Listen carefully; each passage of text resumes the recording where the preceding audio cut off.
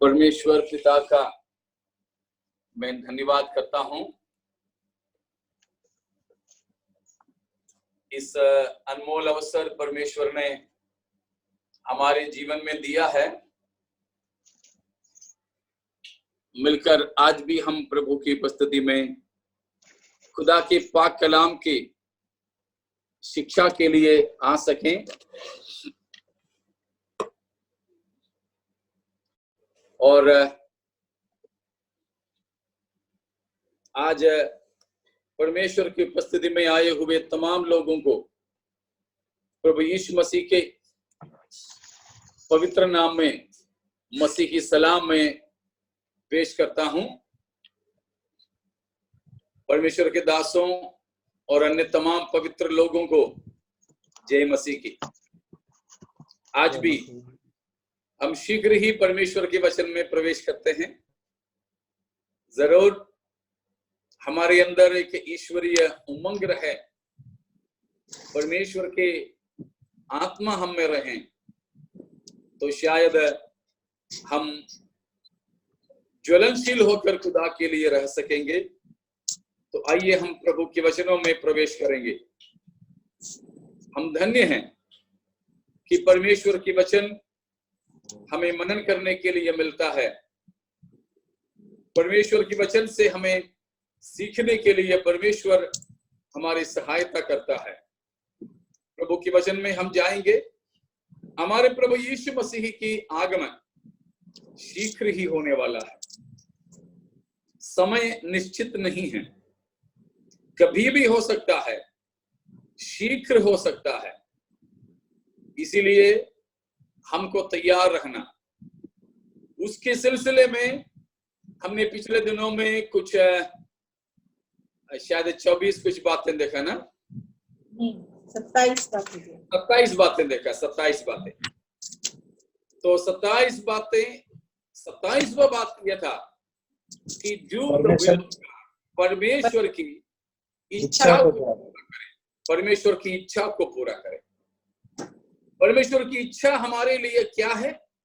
कुछ बातों को हमने देखा, दोहराना नहीं चाहूंगा, समय काफी बेशकीमती है। तो हम चलते हैं 28वीं बात की ओर। यीशु मसीह की आगमन शीघ्र होने वाला है। इसलिए मसीह की आगमन की तैयारी में हमको जो करना, 28वीं बात आज हम देखते हैं वो ये है, abide in Christ through sound doctrine and practice. Abide in Christ through sound doctrine and practice. खरे शिक्षा और खरे व्यवहार के द्वारा मसीह में हम बसने वाले हो जाएं, मसीह में हम रहने वाले हो जाएं। खरी शिक्षा और खरे व्यवहार तद्वारा हम यीशु मसीह में पाए जाएं। यूहन्ना प्रेरित अक्सर बड़े गंभीरता पूर्वक हमें बताने वाली एक बात है कि हमें मसीह में रहना है, मसीह में रखना है। पहले हम एक वचन पढ़ेंगे, तब हमें इस बात और थोड़ा अच्छे से समझ में आ जाए। पहला यूहन्ना दूसरा अध्याय 26, 27 और 28 को पढ़िएगा। मैंने ये बातें 26 से 28 तक। हाँ जी। मैंने ये बातें तुम्हें उनके विषय में लिखी है जो तुम्हें भरमाते हैं, परंतु तुम्हारा वह अभिषेक जो उसकी ओर से किया गया तुम में बना रहता है, और तुम्हें इसका प्रयोजन नहीं कि कोई तुम्हें सिखाए, वरन जैसे वह अभिषेक जो उसकी ओर से किया गया तुम्हें सब बातें सिखाता है, और ये सच्चा है और झूठा नहीं, और जैसा उसने तुम्हें सिखाया है वैसे ही तुम उसमें बने रहते हो। अतः हे बालकों, उसमें बने रहो कि जब वह प्रकट हो तो हमें हियाव हो और हम उसके आने पर उसके सामने लज्जित ना हो। तो यहाँ पर यूहन्ना ने कहा कि ये बातें मैंने किस लिए लिखा, इसलिए लिखा है कि बहुत से ऐसे लोग हैं जो तुम्हें भरमाते हैं। तो तुम्हें भरमाने वालों के धोखे में तुम नहीं आना चाहिए, उसके लिए मैंने ये बातें तुम्हें लिखा है। और पवित्र आत्मा के द्वारा तुम्हें अभिषेक मिला है, तो वो अभिषेक तुम में रहकर तुम्हें सच्चाइयों को सिखाता है। इसीलिए बताया कि जो पवित्र आत्मा ने हमें सिखाया उसी में हम बने भी रहें। उससे क्या फायदा? 28वें पद में बताया कि यदि हम उसमें बने रहेंगे तो जब यीशु मसीह प्रकट हो तो हमें हियाव हो और हम उसके आने पर उसके सामने लज्जित ना हो। यीशु मसीह जब प्रकट होंगे, अर्थात जब प्रभु यीशु मसीह आएंगे, तो हमें मसीह के पास सामने जाना है। सामने खड़े होने में हमें दो बात, एक तो लजाना ना पड़े, दूसरा हमें हिम्मत हियाव हो। प्यारो, प्रभु यीशु मसीह के सामने तो खड़े तो हर कोई होंगे, हर किसी को प्रभु के सामने खड़े होना है। हर एक घुटना उसके सामने टिकेगा, हर जुबान ये कहेगी कि यीशु ही प्रभु है। लेकिन बहुत से ऐसे लोग होंगे जो यीशु मसीह की प्रभु होने का अंगीकार करते हैं, यीशु मसीह के सामने सजदा करेंगे, हर घुटना टिकेगी, लेकिन घुटना टेकने वाले हर किसी का उद्धार नहीं होगा। आपको समझ में आ रहा होगा? एक वचन और पढ़िएगा तब आपको यह समझ में आ जाएंगे। उसके बाद हम पहला यूहन्ना 2 में आएंगे। अब हम देखेंगे भजन संहिता 22, भजन 22 उसकी 28 और 29 को देखिए। भजन 22 का 28 और 29। क्योंकि राज्य यहोवा ही का है और सब जातियों पर वही प्रभुता करता है। पृथ्वी के सब हष्ट पुष्ट लोग भोजन करके दंडवत करेंगे। वे सब जो मिट्टी में मिल जाते हैं और अपना अपना प्राण नहीं बचा सकते, वे सब उसी के सामने घुटने टेकेंगे। हमें मालूम है भजन संहिता 22 हमारे प्रभु यीशु मसीह की क्रूस की मृत्यु के बारे में, लेकिन उसकी आखिरी भाग यीशु मसीह की महिमा पाने के बारे में। पहला हिस्सा क्रूसीकरण, दूसरा हिस्सा महिमाकरण यीशु मसीह की। उसमें कहा है 28वें पद में हमने देखा कि यीशु मसीह सारे पृथ्वी पर राज करेंगे, और 29 में पढ़ा है पृथ्वी के सब चाहे खाने पीने वाले हो या भूखे रहने वाले अष्ट पुष्ट लोग भी यीशु मसीह की दंडवत करेंगे।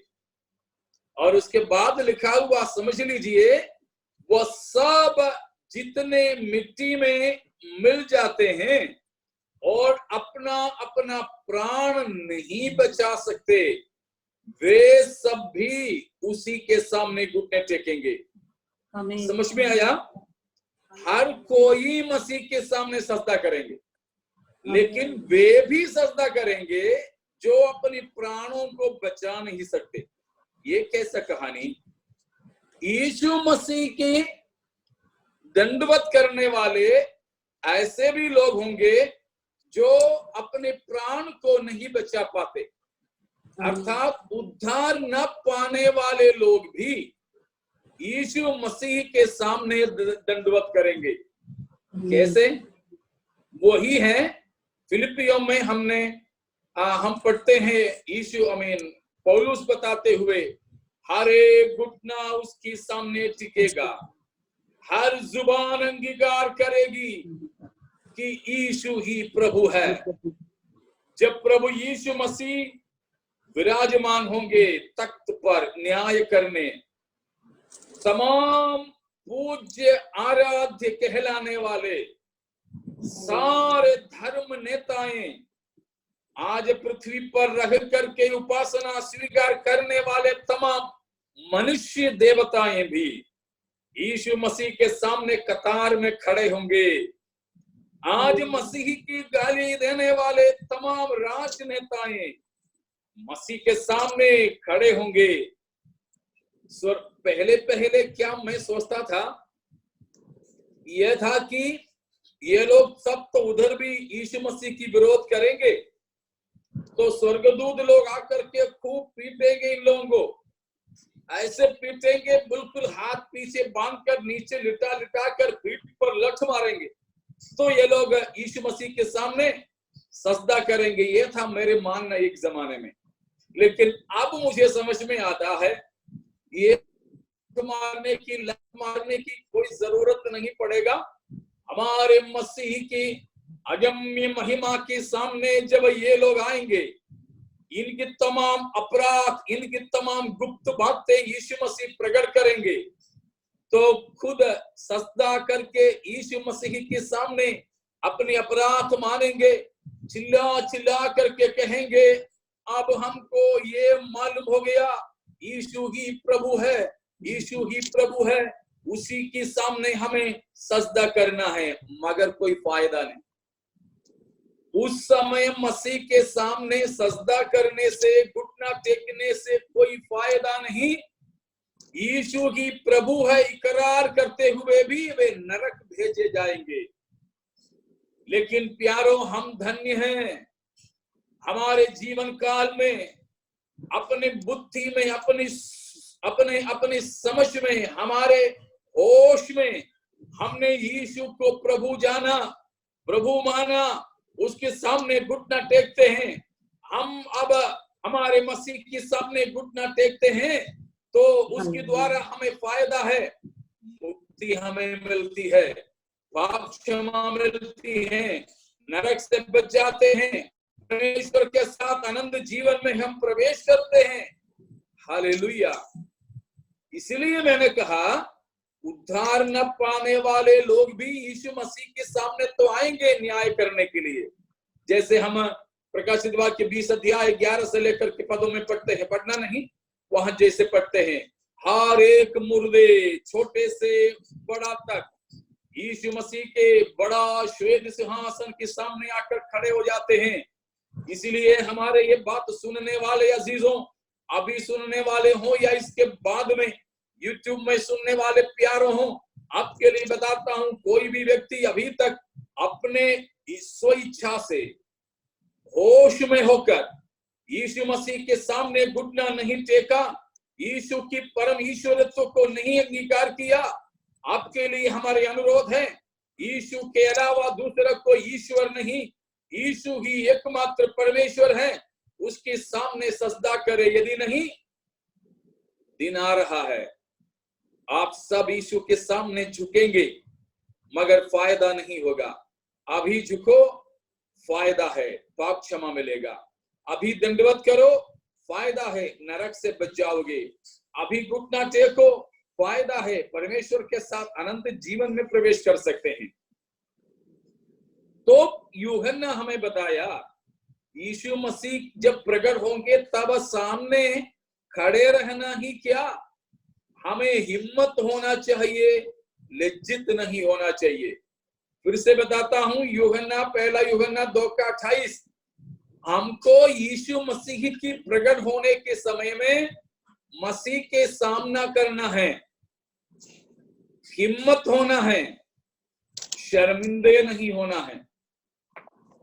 हमको मसीह के सामने हिम्मत के साथ, शर्मिंदे ना होते हुए, लज्जाए नहीं, बिना लज्जाए खड़े होना है।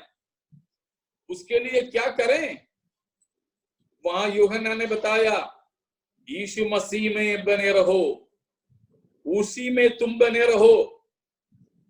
यदि मसीह में नहीं बने रहोगे तो मसीह के प्रकट होने में हमको मसीह के सामने प्रस्तुत होने के लिए हिम्मत नहीं होंगे, हम लज्जित किए जाएंगे।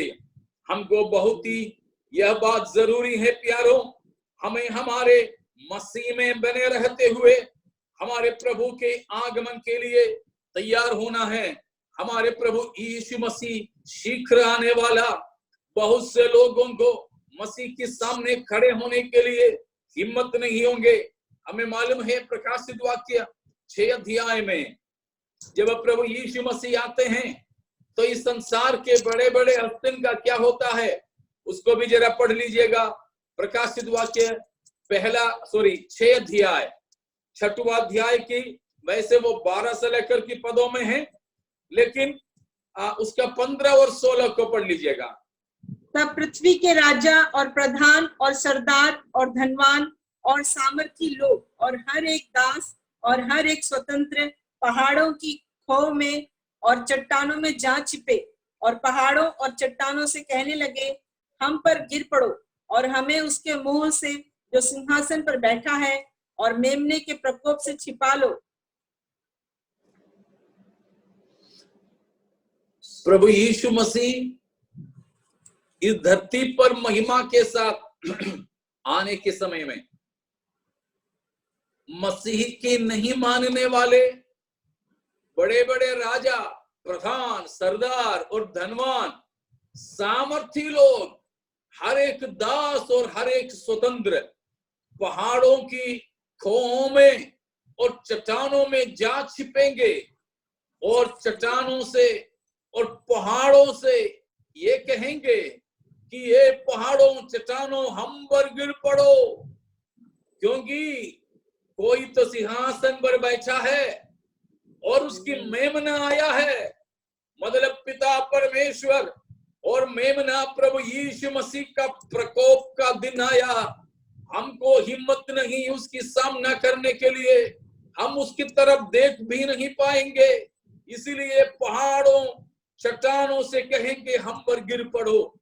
लेकिन उस समय में एक ऐसे झुंड होंगे जो मसीह के लहू के द्वारा खरीदे गए, जो प्रभु यीशु मसीह में बने रहते हैं, खरी शिक्षा में चलते हैं, खराई की जिंदगी बिताते हैं, उनको हिम्मत होगा,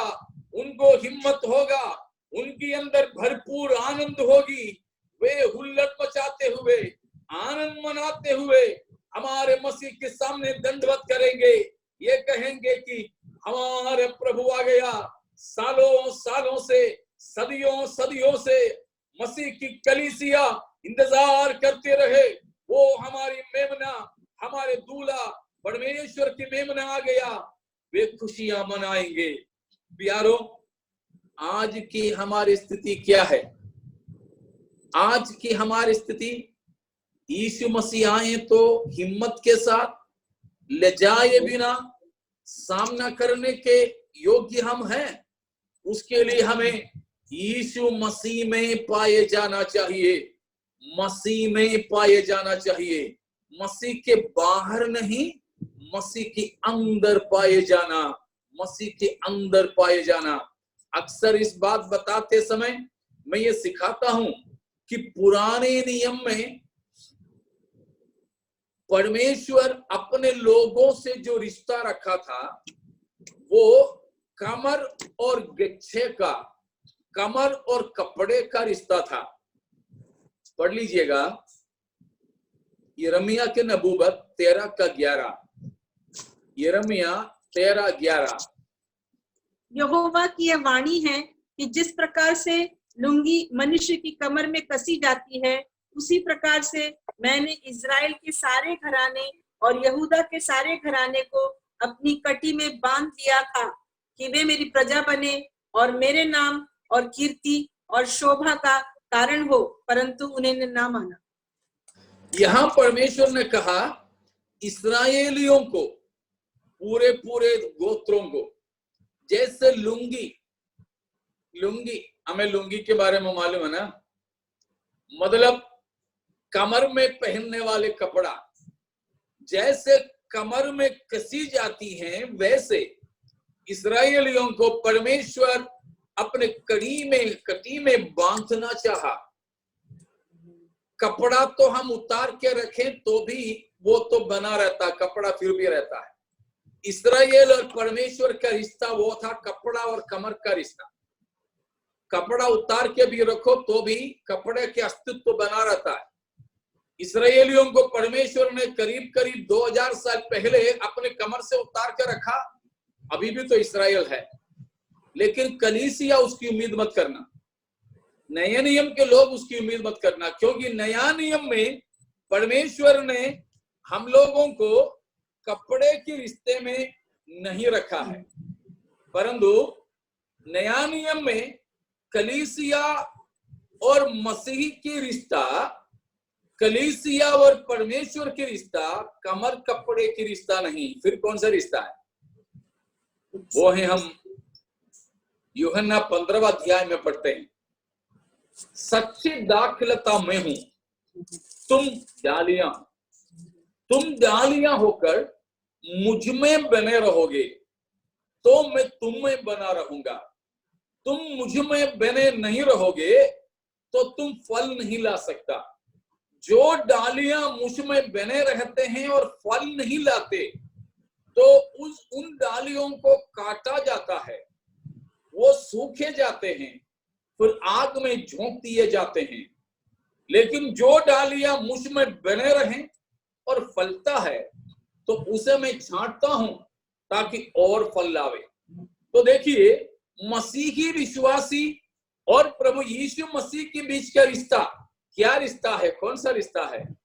वो है दाखलता और डालियों के रिश्ता।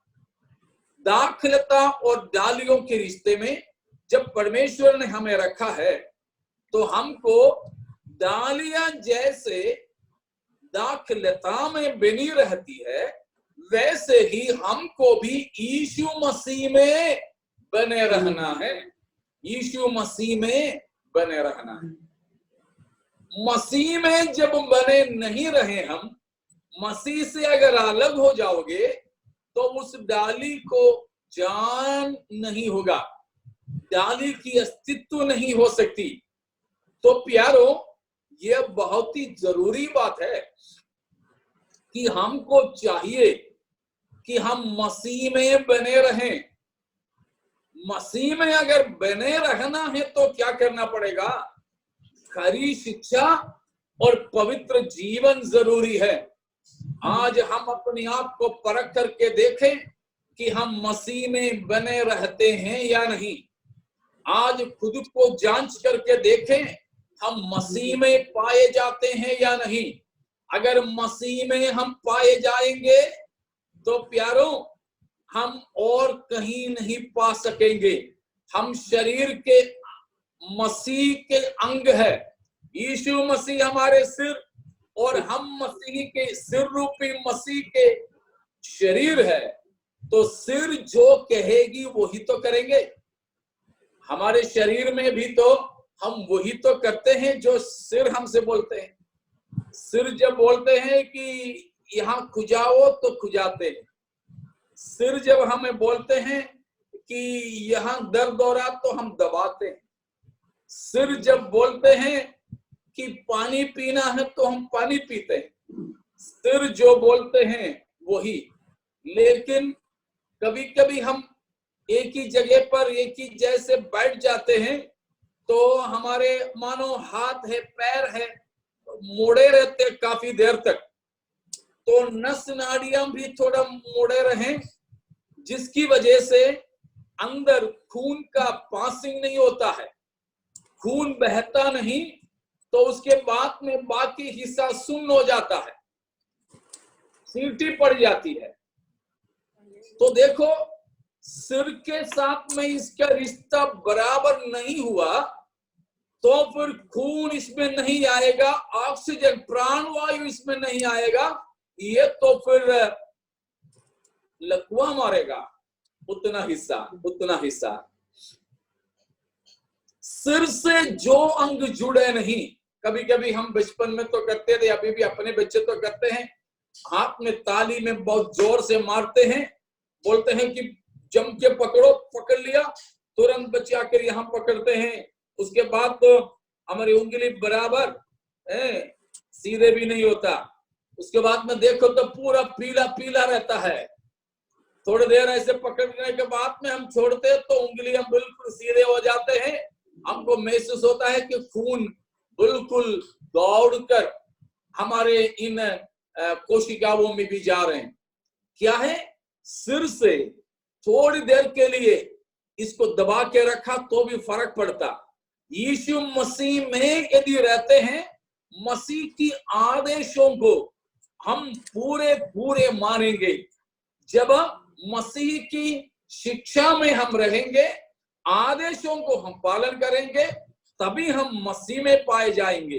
जो मसीह में पाए जाएंगे वे ही यीशु मसीह की प्रकट होने के समय में मसीह के सामने हिम्मत के साथ खड़े हो सकेंगे और मसीह के साथ में मसीह के सामना करने में लजाते नहीं। तो आइए प्यारो, हमको मसीह में बने रहना। खुद को देखिए, हम मसीह में बने रहते हैं या नहीं। मसीह में हैं तो मसीह की आज्ञा मानते हैं। हम किसकी बातें मानते हैं, किसकी कहना मानते हैं? सिर हमको कहता है, यीशु मसीह कहता है बेटा बाइबल पढ़ो। हमारे मन कहता है टीवी देखो। सिर हमसे कहता है बेटा प्रार्थना करो, लेकिन हमारे मन हमसे कहता है मोबाइल देखो। ईमानदारी से बताइए, हम किसकी मानते हैं? हम किसकी मानते हैं? सिर यीशु मसीह के मानते हैं या हमारे मन के मानते हैं? यदि हमारे मन की माने, हम मसीह से अलग हो जाएंगे। मसीह से अलग हो जाएंगे। मसीह की जिंदगी से, जीवन से हम जब अलग हो, मसीह की भरपूरी से जब हम अलग हो, तो बस हम श्रापित हो गए, हम असफल हो गए, हमारे अस्तित्व ही खतरे में है। ऐसा नहीं। इसलिए आज परमेश्वर हमें बुला रहे हैं मसीह से जुड़ जाने। मसीह से ऐसे जुड़ जाए कि मसीह में और आप पाए जाएं, यीशु मसीह में पाए जाएं। हालेलुया। मसीह से अलग होकर हम कुछ भी नहीं कर सकेंगे। शायद मैंने आपको बोला था पिछले दिनों में, साधु सुंदर सिंह ने बताया हुआ बात। एक ब्लैक स्मिथ के पास में, एक लोहार के पास में, हम जब लोहे की टुकड़ा देते हैं काला काला सा, वो आग में डालते, अंगार में डाल करके हवा करते, तो साधु सुंदर सिंह पूछता है कि अभी लोहा कहाँ है? लोहा आग में है। लेकिन लोहार थोड़ी देर हवा करने के बाद में क्या होता है, ये लोहे के टुकड़ा लाल हो जाता है। तब सुंदर सिंह ने पूछा, ठीक है आप बताओ, लोहा आग में है कि आग लोहे में है? लोहा आग में या आग लोहे में? अभी तो दोनों हैं। पहले तो लोहा आग में थे, कुछ देर उसमें रहते रहते में आग लोहे में आ गए। आग लोहे में आ गए तो लोहे का शक्ल बदल गया, काला काला अभी लाल लाल हो गया। पहले बहुत कड़क था, लेकिन अब पक गया लोहा, तो हम हाथ से उसको मोड़ सकते हैं, हाथ से मोड़ सकते हैं। और भी थोड़ा उसको पिघलाओ तो पानी बन जाएंगे। हाँ प्यारों, साधु सुंदर सिंह का कहना है कि यही है मसीह हम में और हम मसीह में। हम मसीह में, मसीह हम में। ये सब मैं उसी 15वां अध्याय यूहन्ना से बता रहा हूं। हम मसीह में और मसीह हम में हो जाए, तब हम बहुत से फल लाने लगेंगे। प्यारों, आज हमारी जरूरत ये है, हम यीशु मसीह में पाए जाएं। In Christ, abide in Him, abide in the Lord through sound doctrine and through sound practice. यीशु मसीह में खरे शिक्षा के द्वारा, खरे परिचय के द्वारा, व्यावहारिक जिंदगी के द्वारा मसीह में पाए जाएं। मसीह से अलग हो गए तो बिल्कुल हमारे अस्तित्व खत्म, आध्यात्मिकता खत्म, फिर सूखे जाएं, आग में झोंक दिए जाएं। प्यारों, हम में से कोई भी मसीह से अलग होकर अनंत नरक की भागी नहीं होने पावे। उसके लिए अपना जीवन खरी शिक्षाई में दे दें। खरी शिक्षा, खरी शिक्षा। गलत शिक्षा आजकल बहुत फैल रहा है, लेकिन हमको सावधान रहना, कि हमें गलत शिक्षाओं में नहीं जाना, हमें खरी शिक्षा पाना है, खरी शिक्षा पाना। हालेलुया। खरी शिक्षा के लिए वचन को निरंतर पढ़ना है, वचन को निरंतर सीखना है। वचन जो शिक्षा देता वही शिक्षा हमें पाना है, हमें पाना है। अगर वचन की शिक्षा में हम नहीं रहोगे तो हम मसीह से अलग हो जाएंगे, मसीह से हम अलग हो जाएंगे। शायद दूसरा यूहन्ना उसका 8वां पद है, जरा देख लीजिएगा। दूसरा यूहन्ना 8 पद। अपने विषय में चौकस रहो कि जो परिश्रम हमने किया है उसको तुम गवा ना दो, वरन उसका पूरा प्रतिफल पाओ। जी, अगला पद भी, 9वां पद। जो कोई मसीह की शिक्षा से आगे बढ़ जाता है और उसमें बना नहीं रहता, उसके पास परमेश्वर नहीं। जो कोई उसकी शिक्षा में स्थिर रहता है उसके पास पिता भी है और पुत्र भी। यहां बताया है मसीह के आगे, मसीह की खरी शिक्षा से आगे निकल जाते हो, उनमें मसीह नहीं और पिता परमेश्वर भी नहीं। ऐसे लोग गलत शिक्षा में हैं, बिल्कुल गलत शिक्षाओं में नहीं रहना। यहोवा विटनेस हो गए और वननेस ग्रुप हो गए, त्रिएक परमेश्वरत्व को न मानने वाले लोग, यीशु की परमेश्वरत्व को न मानने वाले लोग, इस तरह की गलत शिक्षा वाले लोगों को घर में आने नहीं देना। 10वां 11वां पद में यूहन्ना ने वो बात बताया।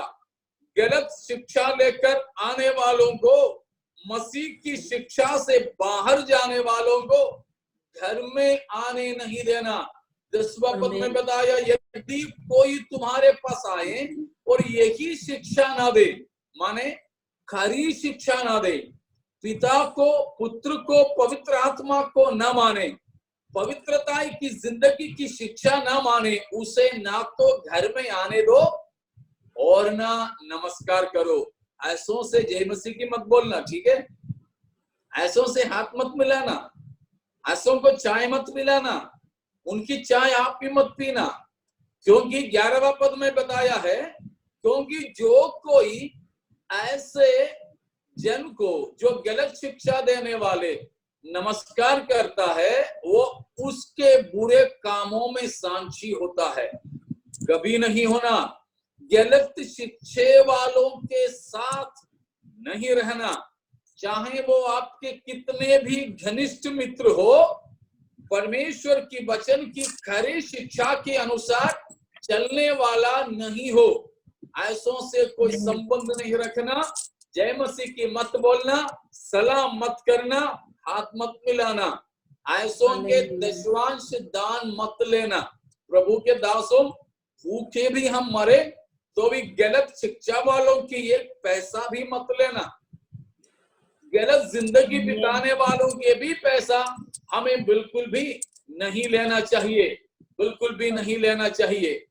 प्यारों, ये बात बिल्कुल हमें सावधानी के साथ में लेना चाहिए। तो हमको बहुत ही जरूरी है गलत शिक्षा में रहने वाले और पवित्र जिंदगी से बाहर रहने वालों की एक भी पैसा न कलीसिया में ले लें, न परमेश्वर के लोग लें, न परमेश्वर के दास लोग लें।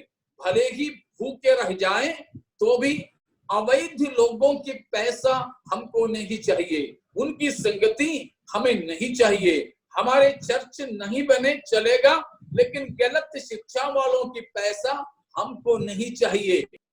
कोई आकर हमें दे दे तो भी बस नमस्कार। हमारी चर्च की बनाने के लिए, जमीन खरीदने के लिए कुछ भी हम जाकर अन्य लोगों से पैसा ना ले, ठीक है ना? परमेश्वर के कामों के लिए पवित्रता के ही पैसा चाहिए। इसलिए पुराने नियम में भी बताए थे कि कुत्तों के और वेश्याओं के पैसा बिल्कुल भी परमेश्वर के भंडार में नहीं लाया जाना चाहिए। बहुत ही सावधान रहिए प्यारों, गलत शिक्षा वालों से हम हाथ न मिलाएं। यूहन्ना बताता है उनके साथ में हम नमस्कार करें तो उनकी पापों में भी हम भागीदार बन जाते हैं। बिल्कुल भी नहीं होना। मसीह के आगमन शीघ्र होने वाला है, उसमें हमको शामिल होने के लिए, उसमें हमको हिम्मत होने के लिए ये बहुत ही जरूरी है कि हम प्रभु में खरी शिक्षा में पाए जाएं।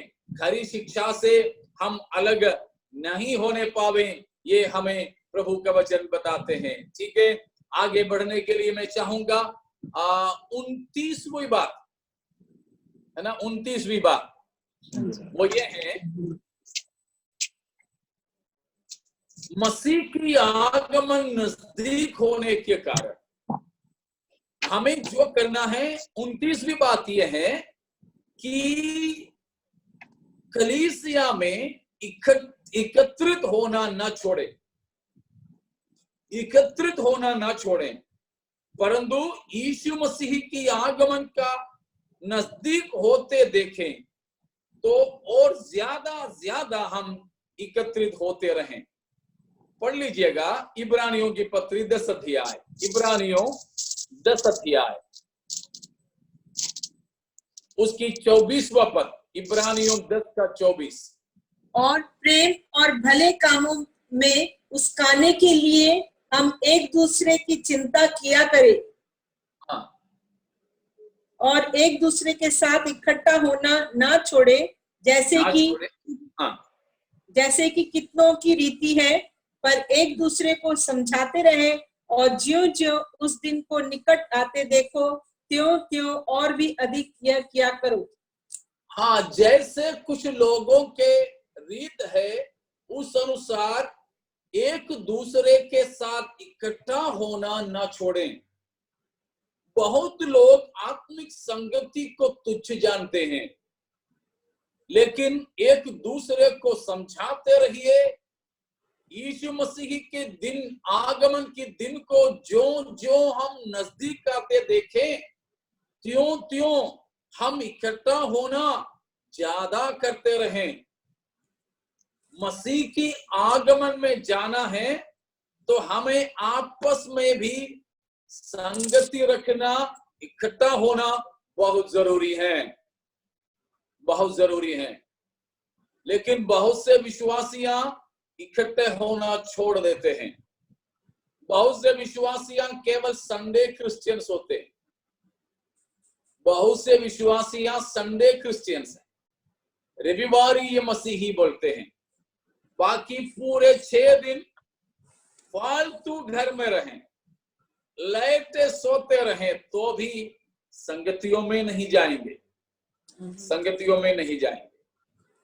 बहुत लोग हैं फेस्टिवल क्रिश्चियंस, कुछ लोग संडे क्रिश्चियंस, कुछ लोग तो फेस्टिवल क्रिश्चियंस। त्योहारों में जाते हैं चर्च में, त्योहारी मसीह बोलते हैं उनको, त्योहारी मसीह, पर्व मनाने वाले मसीह। क्रिसमस है, ईस्टर है, जरूर जाएंगे नया कपड़ा सब पहनकर। कुछ लोग हैं watch night Christians, watch night. त्योहार वाले भी एक से ज्यादा बार तो जाते हैं, क्योंकि त्योहार तो एक से ज्यादा बार होते हैं साल में। ईसाइयों के ही ले ले तो भी 2 बार तो होते हैं। लेकिन बहुत से ऐसे लोग हैं जो वॉच नाइट सर्विस वाले जाते हैं, दिसंबर 31 तारीख को जाने वाले, ऐसे ईसाई लोग हैं। कोई कलीसिया में तो बाकी साधारण रविवार दिनों में तो 10-15 मतलब चर्च हॉल के अंदर क्रिकेट खेल सकते हैं, फुटबॉल खेल सकते हैं, उतना जगह खाली है। लेकिन दिसंबर 31 तारीख को ऐसे भी जगह पूरा भर जाते हैं, न जाने ये लोग कहां से आते। शायद थोक में खुदा का धन्यवाद करने आते होंगे, थोक में आशीष लेकर के जाने के लिए आते होंगे पूरा साल का एक साथ। लेकिन मसीह के आगमन में जाने वाले मसीही लोग होंगे, वे केवल संडे क्रिश्चियंस नहीं होंगे, फेस्टिवल क्रिश्चियंस नहीं होंगे, वाशनाइज क्रिश्चियंस नहीं होंगे। जब जब उनको अवसर मिले तब तब एकत्रित होने वाले होते हैं। मैं आप लोगों के लिए धन्यवाद करूंगा कि जब से लॉकडाउन शुरू हो गया तब से सुबह शाम आप लोग जमा होते रहते हैं। बहुत ही बढ़िया। भले ही हम आपस में देख नहीं पा रहे हैं, प्रार्थना के बाद में सबको एक चाय पिला नहीं पा रहे हैं, इच्छा तो है चाय पिला ले लेकिन हो नहीं पा रहे। बस उतना तकलीफ तो है, तो भी आपस में हम मिल तो पाते हैं, बात तो कर पाते हैं, मुस्कुरा तो पाते हैं, वचन बांट सकते हैं, गाना गा पाते, प्रार्थना कर पाते। ये सब तो परमेश्वर हमें अवसर दे रहे हैं। मैं आपका धन्यवाद करूंगा। आज कुछ नए लोग भी हमारे साथ जुड़े हैं और हमारे साथ सेवकाई करने वाले कुछ पासवान लोग भी हमारे साथ में जुड़े हैं। आप लोगों के लिए भी मैं धन्यवाद करता हूं कि हम मसीह की दिन जो जो पास आते देखें, त्यों त्यों इकट्ठा होना हमारा ज्यादा होते रहे। इसीलिए प्यारो, आप लॉकडाउन के बाद भी नौकरी वगैरह में भी जावे, स्कूल कॉलेज खुल जावे, उसके बावजूद भी जब जब संगति है तब तब कम से कम अपने स्थानीय कलीसिया की संगतियों में बराबर भाग लेते रहिएगा। ये मसीह की आगमन की तैयारी में बहुत ही जरूरी है। केवल जाकर के बैठना, चले जाना नहीं, अपना योगदान भी करना। आर्थिक तौर पर भी योगदान करो, उससे बढ़कर आध्यात्मिक तौर पर भी योगदान करो। आप घर में बैठकर बाइबल पढ़िए, बाइबल मनन कीजिए, परमेश्वर आपसे कुछ बताएंगे। वो संदेश आप विश्वासियों के साथ में बांटिए, पास्टर के साथ में बांटिए। प्रचार करने के लिए शायद चर्च में अवसर मिलना मुश्किल हो सकता है, लेकिन हम प्रभु ने हमें सिखलाया हुआ बात औरों के साथ में बांट सकते हैं। ऐसे जब हम बांटेंगे तो हम लोग आपस में मिलते समय इधर उधर की पंचायत नहीं चल पाएंगे, राजनीति की बात हम नहीं कर पाएंगे। हम तो वही बात करेंगे। भाई साहब, आपको मालूम है परमेश्वर की आत्मा ने मुझे आज ये सिखाया, आप बताइए। फोन करके भी बताओ, व्हाट्सएप करके बताओ। परमेश्वर की वचन आज मैं मनन करते समय, पास्टर जी मुझे ये समझ में आ गया, ये सही है क्या? हाँ सही है, अच्छी बात है। तो पूछो, आपने कुछ मनन किया तो मुझे भी बताइए। हाँ, आप एक जन जब उस प्रकार का एक अनुभव बांटोगे, दूसरे के लिए भी वो प्रेरणा बनेगा, वो भी बैठेगा, वो भी मनन करेगा, वो भी बांटने के लिए कोशिश करेगा। यूं हमारी आत्मिक उन्नति होती जाएगी, आशा बढ़ता जाएगा, प्रभु की आगमन के लिए हम तैयार होते जाएंगे। हाँ प्यारों, वो है 29वीं बात जो हमने देखा है कि हम यीशु मसीह की आने का दिन को नजदीक आते देखोगे तो हम एक दूसरे के साथ में जमा होते जाएं और एकत्रित होते जाएं और एक दूसरे को सिखाते रहें। ठीक है। और दो बात और इसमें बोल करके मैं समाप्त करने के लिए चाहूंगा। 30वीं बात हमको क्या करना है, जैसे उसी में बताया है 24-25 में, उन्हीं आयत हैं, उनमें से हम देख रहे हैं, love and encourage one another to love and good works। 24वें पद में है प्रेम और भले कामों में उस्काने के लिए हम एक दूसरे की चिंता किया करें। हाँ, प्रेम और भले कामों में एक दूसरे को उकसाते रहें। वो मैंने बता दिया तो ज्यादा बताना नहीं चाहूंगा कि जब हम परमेश्वर की वचन से मनन करेंगे, हम प्रभु की आगमन की आशा में तैयार रहेंगे, तो प्यारो हम एक दूसरे को उकसाते रहेंगे। वह हमारे लिए भी अच्छा है, औरों के लिए भी अच्छा है। जब हम कहीं जाने के लिए अच्छा कपड़ा पहन के तैयार है, तो अपने बच्चे भी हमारे पास आते हैं तो बोलेंगे बेटा पापा मम्मी जाने के लिए तैयार है, कपड़ा गंदा हो जाएगा, अभी नहीं अभी नहीं, दूरी से फ्लाइंग किस दे करके चले जाते हैं, पास में लाकर पप्पी नहीं ले पाते। क्यों? हम तैयार खड़े हैं। इसीलिए उसी प्रकार मसीह की आमद के लिए जब हम तैयार खड़े होते हैं तो हम आपस में मिलेंगे, बात करेंगे, तो भी कोई गलत बातें वहां नहीं होगा, परंतु भले कामों के लिए एक दूसरे की चिंता किया करते रहेंगे और आपस में हिम्मत बढ़ाते रहेंगे, आपस में प्रोत्साहित करते रहेंगे। मैं आपसे पूछूं प्यारो, हम लोग आपस में जब घर घर में भी मिलते हैं, कभी कभी आपस में यूं ही फोन करते हैं, तो आप बताइए आपका कलीसिया के दूसरा कोई भाई बहन आपके घर पे आने से कोई आपको आत्मिक उन्नति होता है कि गिरावट होता है? कभी कभी हम पास्टर लोग भी विश्वासियों के घर में जाते हैं तो इधर उधर की बातें करते हैं, दूसरे की बुराई करते हैं, और अंदर लोग बोलते हैं न जाने कब जाएंगे, न जाने कब जाएंगे। ऐसा ना हो, लेकिन हमारी संगति आध्यात्मिक लोगों के लिए उन्नति का कारण हो, वो बात है। यहां पर प्रेरित ने कहा है स्थिर आप दूसरों की हिम्मत बढ़ाइए, दूसरे विश्वासी की, दूसरे पास्टर की आप हिम्मत बढ़ाइए। आप विश्वासियां भी आपकी कलीसिया की पास्टरों की हिम्मत बढ़ाना, क्योंकि पास्टर तो बहुत चिंताओं से गुजरते। आप लोग विश्वासी लोग अपनी सारी समस्या पास्टरों को बताते, पास्टर अपनी समस्या किसको बता दे? सुनते रहते हैं, सुनते रहते हैं, सुनते रहते हैं। ढोलक जैसे, ढोलक तो जिधर भी जाओ सबको ही मारते हैं, लेकिन ढोलक किसको मारे भाई? तो पास्टर भी वही हाल में है। चर्च में आओ तो पास्टर प्रचार करके आपको हिम्मत दिलाते, घर पे आओ तो वही, और आप पास्टर के घर में भी तभी जाते हैं जब आप परेशान हैं।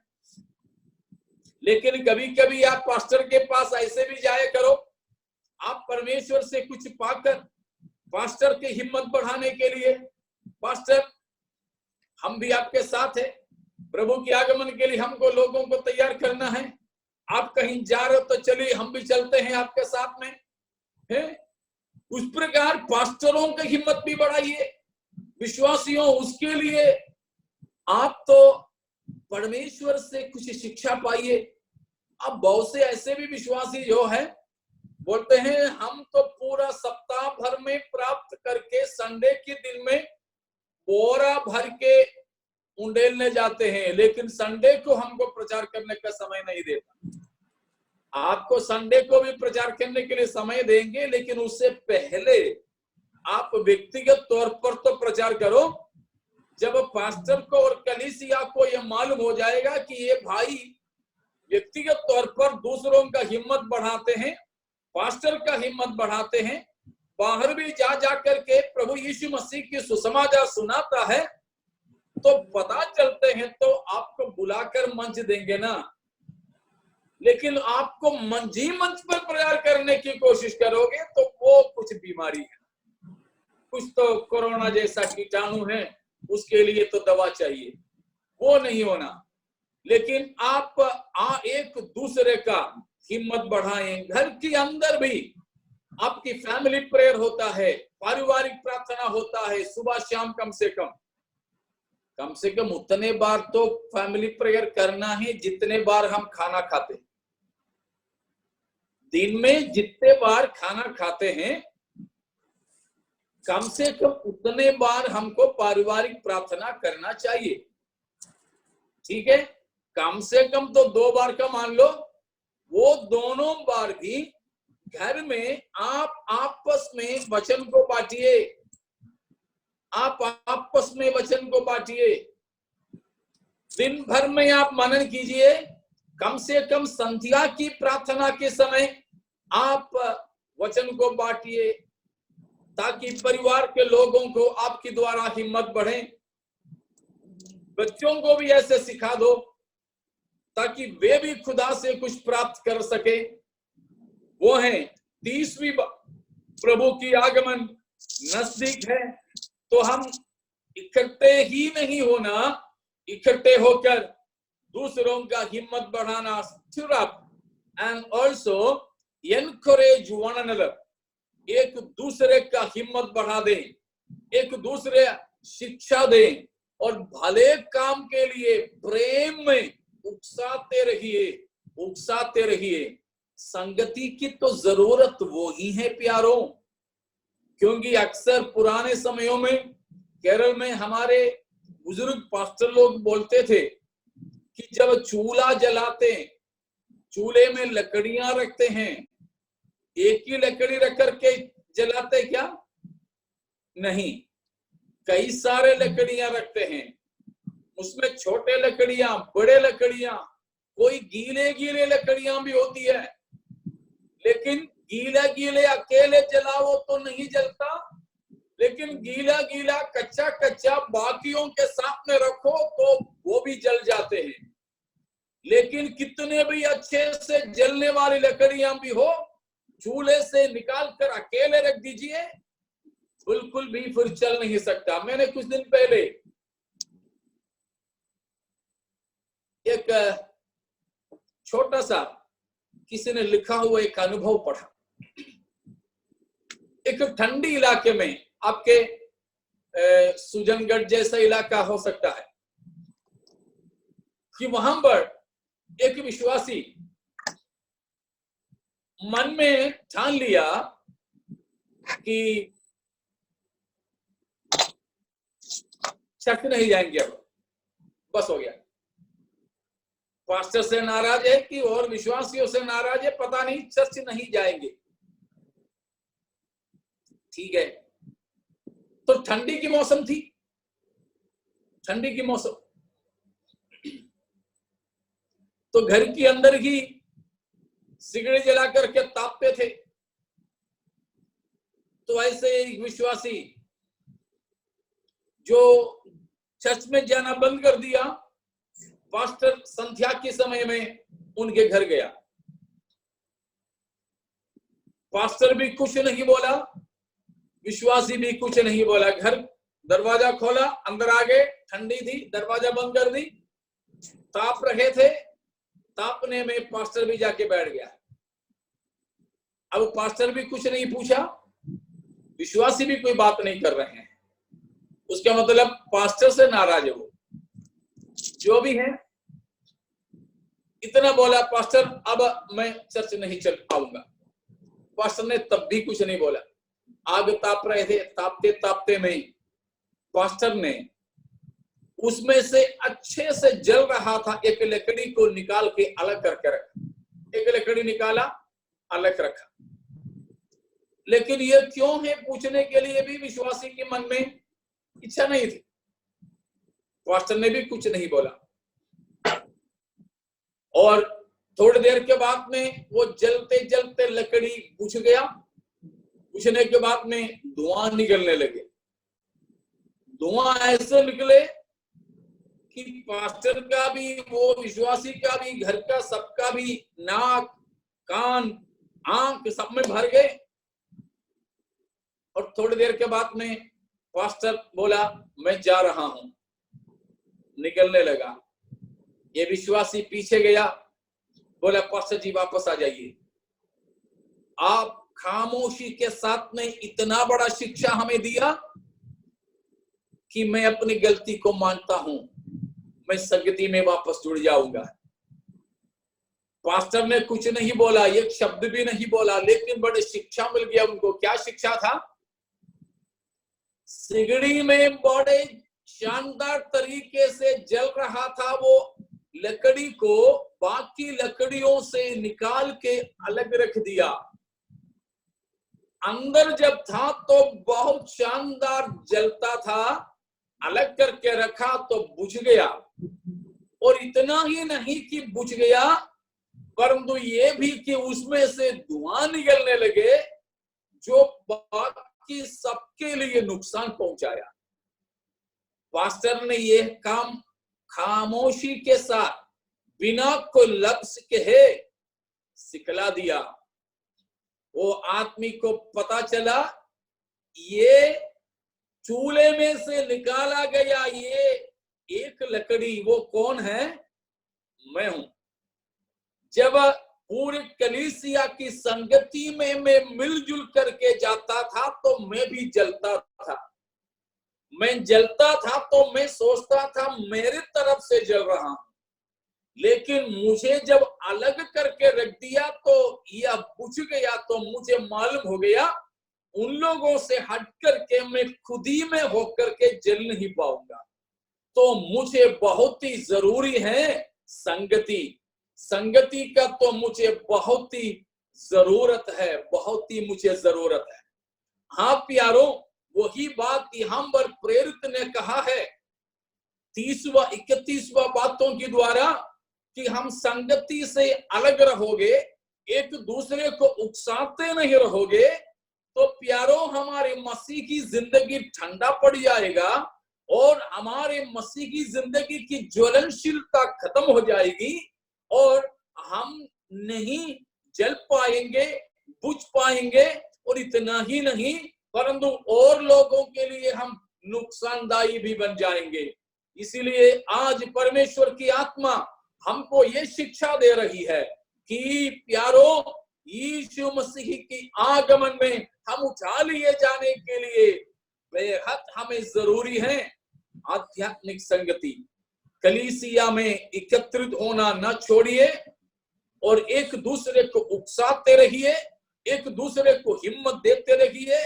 आपको परमेश्वर सिखलाने वाली बातें कलीसिया में विश्वासियों से व्यक्तिगत तौर पर, पारिवारिक तौर पर सिखाते रहिए। यह तो बहुत ही जरूरी बात है, जरूरी बात है। हालेलुया। और अगली बात 31वीं बात ना, हाँ, क्या 31वीं बात यह है, do not commit any deadly sin. मृत्यु के लायक कोई पाप नहीं करें, मृत्यु के लायक कोई पाप नहीं करें। Do no deadly sins. समझ में उतना नहीं आया होगा किसी किसी को, पढ़ेंगे तो समझ में आ जाए। पहला यूहन्ना 5:16। पहला यूहन्ना 5:16। यदि कोई अपने भाई को ऐसा पाप करते देखे जिसका फल मृत्यु ना हो तो विनती करे और परमेश्वर उसे उनके लिए जिन्होंने ऐसा पाप किया है जिसका फल मृत्यु ना हो जीवन देगा। पाप ऐसा भी होता है जिसका फल मृत्यु है। इसके विषय में मैं विनती करने के लिए नहीं कहता। यूहन्ना यहाँ पर 2 प्रकार के पापों के बारे में बताता है, या पाप को 2 झुंड में बांट करके बताया। पाप 2 प्रकार के, एक है ऐसा पाप जो मृत्यु के लिए नहीं होता है, उसकी माफी के लिए हम परमेश्वर से प्रार्थना कर सकते हैं। लेकिन दूसरा ऐसा पाप जो मृत्यु के लिए होता है, यूहन्ना बताता है ऐसे पापों के लिए, ऐसा पाप कोई भाई करता है तो उसके लिए प्रार्थना नहीं करना। तो इसलिए यहां बताया प्रभु यीशु मसीह के आगमन में अगर जाना है तो हमारे अंदर ऐसा कोई पाप नहीं होना चाहिए जो मृत्यु के लायक। वो यहां नहीं बताया वो कौन कौन सा पाप है मृत्यु के लायक, नहीं बताया गया। इसीलिए ये पाप है मृत्यु के लायक। ऐसा होता तो अच्छा था ना, बस उन पापों को छोड़ देते, बाकी सारे पाप कर बैठते, मजेदार। इसीलिए ही होगा शायद पवित्र आत्मा ने उन मरणहार पापों के बारे में उल्लेख नहीं दिया है। लेकिन जहां तक मैं समझता हूं, मृत्यु के लायक पाप कौन सा पाप है, मैं चंद मिनट के अंदर बताने की कोशिश करता हूं।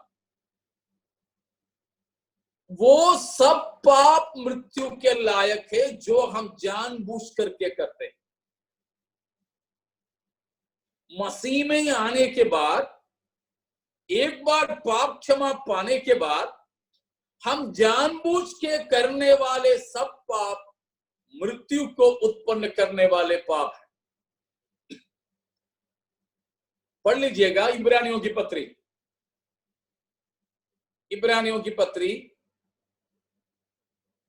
10 अध्याय का 26वां वचन, 10:26। क्योंकि सच्चाई की पहचान प्राप्त करने के बाद यदि हम जानबूझकर पाप करते रहे तो पापों के लिए फिर कोई बलिदान बाकी नहीं। फिर क्या है 27? हाँ, दंड का एक भयानक बाट जोहना और आग का ज्वलन काफी है जो विरोधियों को भस्म कर देगा। देखा, उस प्रकार जानबूझ करके पाप करने से फिर कोई बलिदान नहीं बचा। ऐसे जानबूझकर, कौन? सच्चाई की पहचान प्राप्त करने के बाद, सच्चाई की पहचान प्राप्त करने के बाद जानबूझकर पाप करें तो कोई दूसरा बलिदान नहीं बचा। ऐसों के लिए तो केवल एक ही बात जोना होता है, एक भयानक दंड का और उस आग का जो विरोधियों को भस्म कर देने वाली। कारण क्या है? 28वां पद। जब मूसा की व्यवस्था का ना मानने वाला 2 या 3 जनों की गवाही पर बिना दया के मार डाला जाता है, तो सोच लो वह कितने और भी भारी दंड के योग्य ठहरेगा, जिसने परमेश्वर के पुत्र को पांव से रौंदा और वाचा के लहू को जिसके द्वारा वह पवित्र ठहराया गया था अपवित्र जाना है और अनुग्रह के आत्मा का अपमान किया। देखिए, यहां पर बताया मरणहार पाप, जानबूझ करके पाप करना सत्य की पहचान के बाद। ऐसे करने वाले, पीछे हटने वाले क्या करते हैं? 3 महान पापों को करते हैं। क्या क्या है? 29वां पद में हमने देखा क्या क्या है वो महान 3 पाप, बड़े बड़े 3 पाप। पहला, प्रभु यीशु मसीह को, परमेश्वर का पुत्र यीशु मसीह को वो पांव से रौंदने वाले होते। दूसरा, यीशु मसीह के लहू, वो है वाचा के लहू, वाचा के लहू को 29, वाचा के लहू को बिल्कुल जिसके द्वारा हमको पवित्र ठहराया है उसे अपवित्र मानते हैं। और पवित्र आत्मा, वो है अनुग्रह की आत्मा, उस पवित्र आत्मा की अवमानना करते हैं। इस प्रकार जानबूझकर पाप करने वालों को फिर क्षमा नहीं। ऐसों को वापस लाना मुश्किल है। जैसे इब्रानियों के ही पत्री 6 अध्याय में उसकी 5 से 8 तक की पदों में बताया है। उसको भी पढ़ करके हम समाप्त करेंगे। विवरण शायद पूरा नहीं पाएंगे, बाकी अगला दिन देंगे। हाँ। और परमेश्वर के उत्तम वचन का और आने वाले युग के सामर्थ्य का स्वाद चख चुके हैं। यदि वे भटक जाएं तो उन्हें मन फिराव के लिए फिर नया बनाना अनहोना है, क्योंकि वे परमेश्वर के पुत्र को अपने लिए फिर क्रूस पर चढ़ाते हैं और प्रगट में उस पर कलंक लगाते हैं। हाँ, देखिए, और आगे और भी बातें बताया है, तो उसको बाद में पढ़ लेना।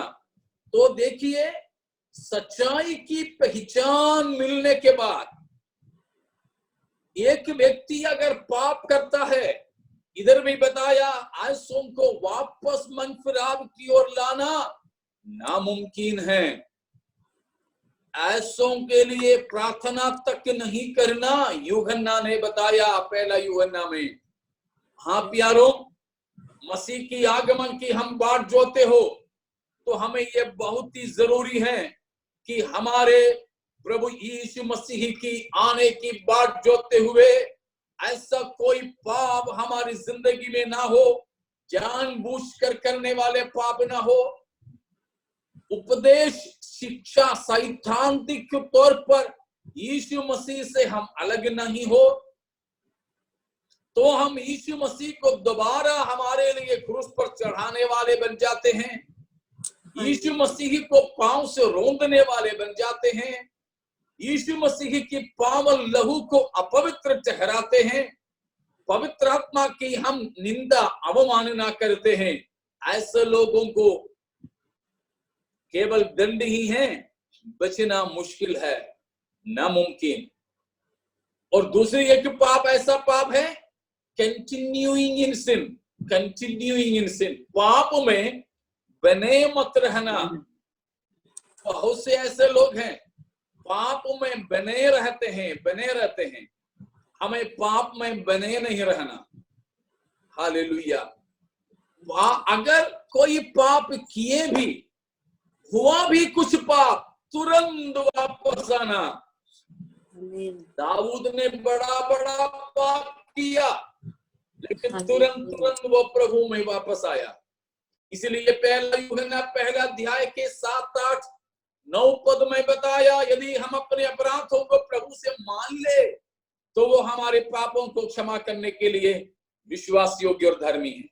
पहला यूहन्ना 2 का 1 और 2 में यूहन्ना ने बताया, मैं इन बातों तुम्हें इसलिए लिखा हूं कि तुम पाप नहीं करें। यदि कोई कर भी ले तो भी हमारे पिता के पास में हमारे एक वकील है, हमारे प्रभु यीशु मसीह है, एक सहायक है, बस उसी के पास हम आ जाएं।